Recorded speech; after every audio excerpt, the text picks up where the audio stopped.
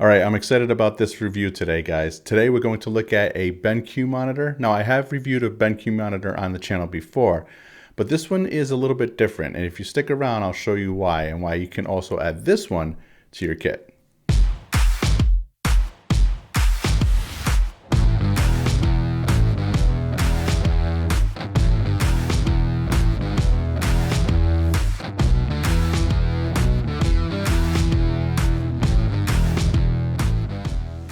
Now this monitor is the SW321C.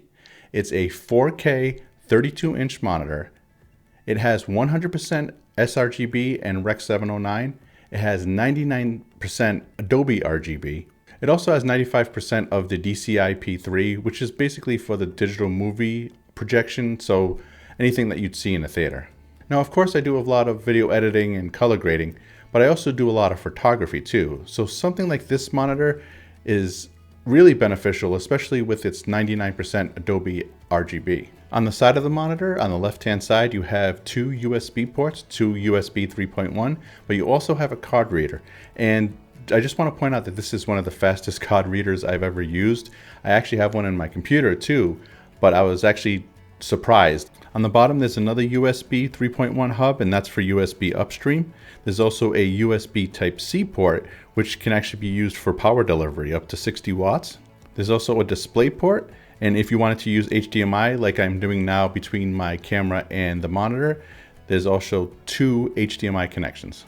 It also comes with this nice hood here, and that's good for just keeping out any glares coming in for any light leaks or anything along those lines.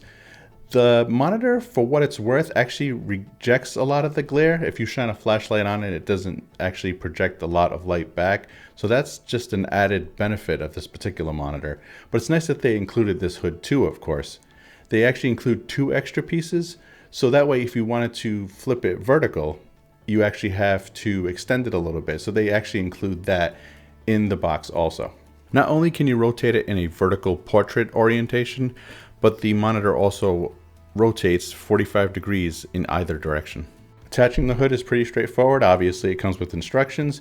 There's little ports on the side, little holes on the side that you can just connect it to and slide everything into place. And across the top, they actually included a little sliding door, and this is for when you calibrate your monitor. I thought that was a really nice touch. This way you don't have to actually dismantle the hood just so you can calibrate your monitor, only to go ahead and put it back on again. As I alluded to before, there's a bunch of color modes. You have the Adobe RGB, the sRGB, the Rec. 709 for video, DCI-P3 for cinema, MBook, which from what I understand has to do with MacBooks. I haven't really touched that because I don't own one. There's a black and white mode, which is nice. This way you're not influenced by the color if you needed to check on contrast or lightness or luminance or anything along those lines. And there's something called Paper Color Sync. Quickly, what that is you can set it up so that the monitor shows you exactly what you're going to print out. I know from way back when there was always that discrepancy from what you're seeing on your screen to what actually prints out, and that's just because maybe you had an older monitor or you didn't have anything high-end that was calibrated. But to have something like this that actually shows you what you're going to get when it prints out is another nice touch. It has two HDR modes, so it supports HDR10, but also supports HLG, which is the hybrid log gamma. And that's another nice thing about this particular monitor. If you do your calibration, you can actually adjust which gamma you want. I know for Rec. 709, you can either choose 2.4 or you can choose 2.2, either for dark or light environments. Another great accessory of this monitor is what they call the Hotkey puck, which is a nice play on words, BenQ. You have multiple options on this little device. So what it is a bunch of hotkeys that you can assign. So you have the 1, 2, and 3, and in order to assign these, all you have to do is hold down the buttons for 3 seconds, and it provides you on screen what your list of options are. This way you can just go ahead and set it. For example, let's say I wanted to set up the hotkeys for display. So what I can do is assign maybe 1 to the actual display coming from my computer. 2, I can use the HDMI coming from my camera. So all I'll have to do is come down to the hotkey puck, choose one of those hotkeys, and go ahead and switch between the two. And this avoids obviously coming over to the monitor, pressing a few buttons, having to switch everything over. It also includes a button so you can go to the previous screen, and if you were to press on the middle dial, that will actually just set your selection. And that's the other thing too, is it has that dial, so this way you're not having to click through different options. If you just wanted to change options really quick and just cycle through the options that you had, you can spin that dial on the top. And I promise you, I'm not just saying this to say this, but that's actually sped up my workflow, to be honest, because I do spend a considerable amount of time that I've noticed going into the menus. So I'll have to come up to the monitor and make a couple adjustments. I've done this on some other monitors in the past, but to actually have this little device, again, just speeds up my workflow. A feature that I didn't expect is that you can customize the buttons across the bottom, and I thought that was a really nice touch.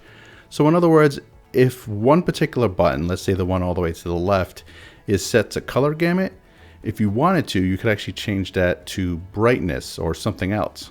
Another nice accessory that they include in the box is a roller to get the dust off your monitor, because I know when I turn off my monitors, I can actually see all that dust. In reference to color reproduction on this monitor, BenQ takes it extremely serious. In fact, they took part in ICC and ISO, and yes, that ISO, the same one you may be familiar with on your camera, to help establish standards and guidelines. As I just said, they're extremely serious about their color reproduction. In fact, they even include here one of these inside of the box that comes with your monitor. I've addressed this in my other BenQ monitor video, but it has a low DeltaE. If you want to read up about that, I'll put a little link to that in the description below. But suffice it to say, the lower the number, the more color accurate it is. And another thing that BenQ is pretty proud of, and they absolutely should be proud of, is the color uniformity across the entire screen. With some lower end monitors, you can see a little diversion off to the sides where either the contrast or a couple other factors may be impacted, but they've taken this seriously, and I'm glad they have, because when you need to deliver products to your clients, you want to have something that isn't distorted by inconsistencies in your viewing monitor. This is a true 10-bit monitor, and another thing that they're proud of, again, and they should be proud of this, is color consistency between different monitors. So in other words, if you were to purchase two of these, they would be exactly the same between the two. And a lot of everything that I've described has to do with the hardware calibration on this monitor. So it doesn't have to rely on your computer's graphics card. There's actually something built right into the monitor itself. This monitor is also Calman verified and Pantone verified. So for graphics designers and people like that, this would be perfect.